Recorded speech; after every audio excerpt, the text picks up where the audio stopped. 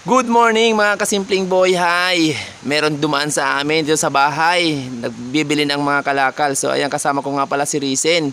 Ibebenta namin ngayon yung mga inipon niyang mga plastic, bote at bakal. So ayan, tinuruan ko kasi yan si Risen na mag-ipunin niya yung mga basurang ganyan para sabi ko maibenta pa, sayang naman.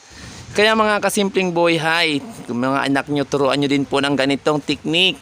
I-separate nyo yung mga lata, bote at plastic para pag dumaan yung mga nangangalakal, at least yung itatapon lang naman natin mga basura padagdag pa, so maibenta pa natin, maging pera pa. So ayan na, may pambili na si Rize ng mga pagkain. So ayan na, para sa kanya naman yan kasi siya naman po ang nag-ipon yan.